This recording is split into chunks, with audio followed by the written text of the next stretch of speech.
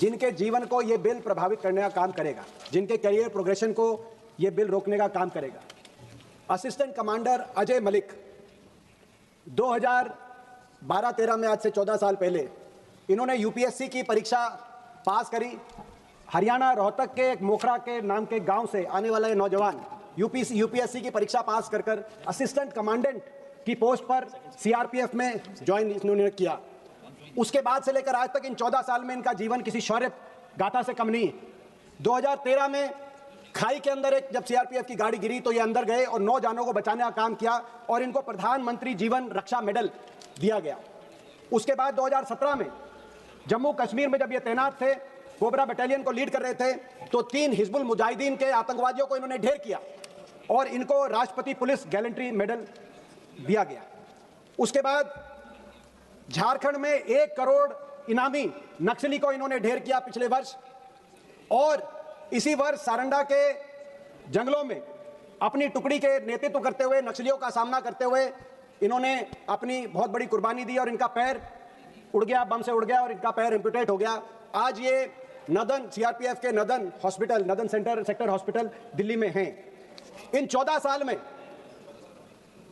इन्होंने देश के लिए जो कर सकते थे किया, लेकिन आज तक भी इनको इंतजार है, प्रमोशन का इंतजार है। इनको प्रमोशन का, पहली प्रमोशन का इंतजार है।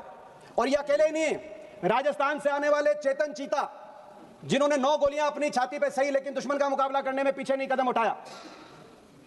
बिहार से आने वाले असिस्टेंट कमांडेंट विभोर, महाराष्ट्र से आने वाले, जहां से धैर्यशील बोल रहे थे, असिस्टेंट कमांडर सागर बुराड़े, जैसे सैकड़ों CAPF cadre officer, CRPF, BSF के कैडर ऑफिसर्स 15-15, 20-20 साल से अपनी पहली प्रमोशन के लिए इंतजार कर रहे हैं। यह मामला केवल प्रमोशन का ही नहीं है, स्वाभिमान का भी मामला, क्योंकि इनके साथ जो लोग उस समय इनके सहपाठी एक स्कूल से पढ़कर फौज में लेफ्टिनेंट गए, वो इन 14 साल में लेफ्टिनेंट से कैप्टन, कैप्टन से मेजर, मेजर से लेफ्टिनेंट कर्नल बन के अब कर्नल बन गए। जो इनके सहपाठी पुलिस में गए वो आज डीआईजी बन गए। स्वाभिमान, आज जब अपने सहपाठियों को वो देखते हैं, वो भी एक ऐसी फोर्सेज में आए थे जो फोर्स देश की रक्षा करती है, कुर्बानियां देती है, लेकिन उनको जब वो सलूट मारेंगे आंख से आंख मिलाकर, तो उस नौजवान के स्वाभिमान के बारे में आप सोचिए।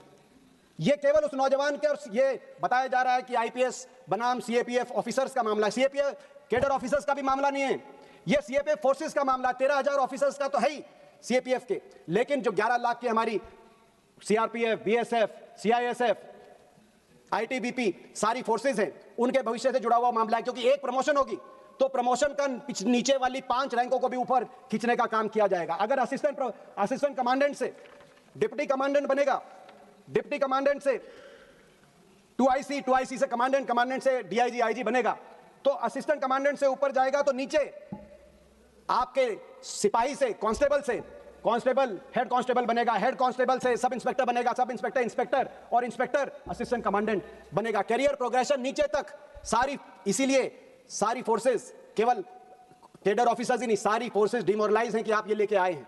आप सोचिए, अगर अजय मलिक का आज ये उदाहरण पूरे देश में जाएगा। राहुल जी मिलने गए थे, हमारे एक नौजवान साथी से राहुल जी अस्पताल में मिलने गए थे, लेकिन वो नौजवान आज भी हमारे केंद्रीय गृह मंत्री का इंतजार कर रहे हैं कि वो कब आएंगे, उनसे मिलेंगे, जैसे हम उनका इंतजार कर रहे हैं सदन में।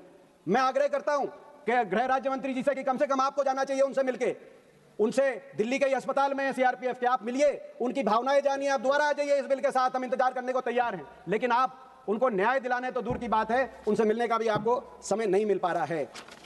आज ये जो मामला है, ये मामला हमारे देश की सुरक्षा से जुड़ा हुआ है, सबने कहा है। एक दिन पहले इस सदन में 31 मार्च को गृह मंत्री जी ने कहा, बड़े गौरव के साथ कहा कि हमने नक्सलों को साफ कर दिया है।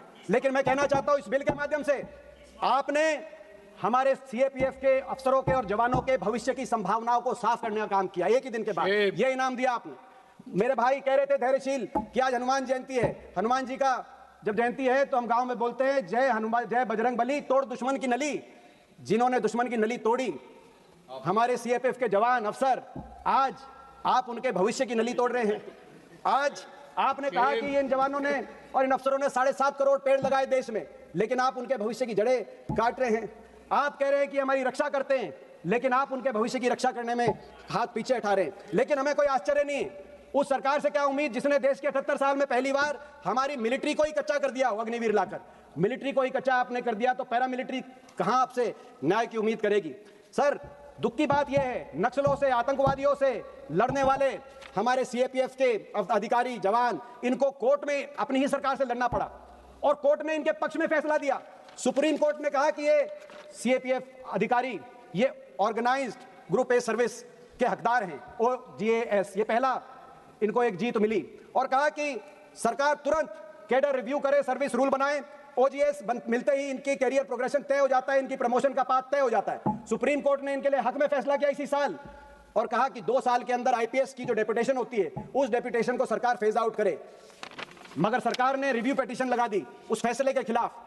फिर ये अधिकारी दोबारा गए और रिव्यू पिटीशन भी डिसमिस कर दी सुप्रीम कोर्ट ने, और जब रिव्यू पिटीशन डिसमिस हो गई तो यहां आप ये बिल लेके आए कि जो सुप्रीम कोर्ट का फैसला है उसको पलटने के लिए ये बिल लेके आए। मेरी मांग है कि OJS यूं का यूं इन अधिकारियों को OJS में शामिल किया जाए ताकि इनकी प्रमोशन का रास्ता साफ हो। दूसरी बात, प्रमोशन के साथ साथ दूसरी बात है पे स्केल का जो रास्ता है उस निकालने के लिए 7वीं पे कमीशन की रिपोर्ट के अनुसार आप ही की सरकार ने 2019 में NFFU में CAPF ऑफिसर कॉल के लिए NFFU को अप्रूव किया था, आप ही की सरकार की कैबिनेट ने। NFFU का मतलब होता है नॉन फंक्शन फाइनेंशियल अपग्रेडेशन, यानी कि अगर कहीं प्रमोशन नहीं भी मिल पा रही तो कम से कम उनको पे स्केल की अप्रूव में बढ़ोतरी मिल जाएगी अपने समकक्ष बाकी अधिकारियों के तुलना में।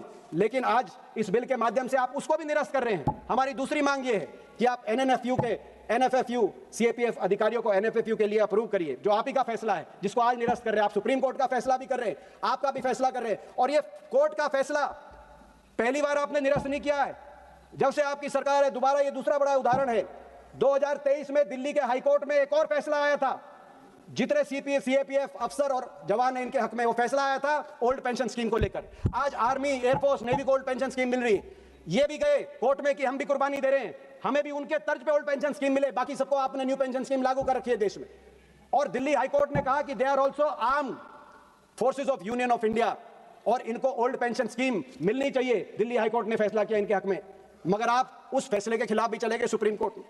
आज दुख की बात है सर, जब ये हम देखते हैं तो हमें लगता है कि मोराल इन फोर्सेस का कैसे बचेगा। और मोराल का दर्पण आप ही का एक उत्तर, इसी सत्र में आपका एक उत्तर हमारे एक सांसद ने पूछा, जवाब आपका आया कि प्रतिवर्ष इन फोर्सेस में, जिस पर चर्चा होनी चाहिए थी आज, इन फोर्सेस में 10,000 लोग प्रतिवर्ष वॉलंटियर रिटायरमेंट ले रहे हैं। प्रतिवर्ष 2,000 रेजिग्नेशन दे रहे हैं, पिछले 5 साल के आंकड़े हैं सर, और प्रतिवर्ष 150 सुसाइड हो रही है। आपको याद होगा सर, 2010 में सुखना में 10 CRPF के जवान, 78 CRPF के जवानों की जान गई थी, 78 की, पूरा देश हिल गया था। उससे दुगना नंबर हर साल सुसाइड हो रहे हैं इन फोर्सेस में। मोराल की ये स्थिति है, चिंता होनी चाहिए थी मोराल पर, लेकिन चिंता आप लेके आए कि कोई अगर सुप्रीम कोर्ट ने इनके साथ न्याय किया उसको भी आप अन्याय करने के लेके आए। तो मेरी मांग है सरकार से कि इनके मोराल को देखते हुए, इन फोर्सेस को देखते हुए, इनको मजबूत करने के लिए कुछ सरकार तुरंत फैसले करे, बिल के भाग बना के ले आए, OGS देने का काम करे, NFFU ले देने का काम करे। सर, छुट्टी जो 100 दिन का गृह मंत्री जी ने ही कहा था, लेकिन 100 दिन छोड़िए, आज अर्न लीव केवल 60 जो है बाकी फोर्सेस को मिलती है, CISF को तो केवल 30 दिन की मिलती है। उनकी छुट्टी बढ़ाने का काम किया जाए। Army flag day fund, army के अंदर सर एक फ्लैग डे फंड है, आप अच्छे से जानते हैं, वो फ्लैग डे फंड है जिसके माध्यम से जो डिसेबल्ड फैमिलीज हैं, नीडी फैमिलीज हैं, एक्स सर्विसमैन की, उनकी आर्थिक सहायता आर्मी के माध्यम से की जाती है। पिछले साल इन्हीं की सरकार ने लगभग 300 करोड़ की आर्थिक सहायता दी, हर वर्ष होती है, पहले से चल रही है देश की आजादी के बाद से। उसी तर्ज पर पैरामिलिट्री फ्लैग डे फंड का भी क्रिएशन हो ताकि पैरामिलिट्री के भी परिवारों को सहायता दी जाए। इसी तरीके से मेरी मांग है इस सरकार से, जैसे देश के हर राज्य में सैनिक कल्याण बोर्ड का गठन किया हुआ है, इसी प्रकार से पैरामिलिट्री सैनिक कल्याण बोर्ड का गठन हर प्रदेश के अंदर किया जाए। मेरी मांग सरकार से है कि जो